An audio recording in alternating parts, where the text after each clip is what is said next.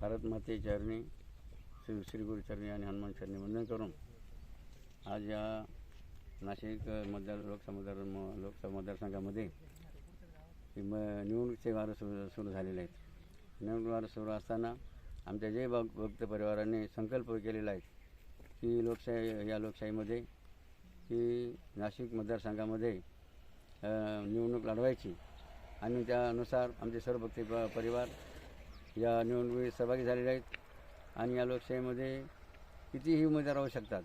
त्यामुळे आमच्या भक्त परिवाराला चिंता नाही आणि त्यानुसार जरी किती उमेदवार जाहीर झाले, कारण लोकशाहीमध्ये सर्वांना उभं राहण्याचा अधिकार आहे की आणि त्यानुसार आमचा जो लढा राष्ट्रहिताचा आणि संकल्प शुद्ध राजकारणाचा या मोहिमेच्या माध्यमातून आमचे भक्त परिवार आमच्या जोमाने कामं लागलेले असून या रणांगणामध्ये ते पूर्णपणे उतरले आहेत आणि संकल्पसुद्धा केलेला आहेत की या लोकशाहीमध्ये जी लोकसभेची निवडणूक आहेत ती काय करायची, जोमाने करायची, लढवायची आणि जिंकायची सुद्धा।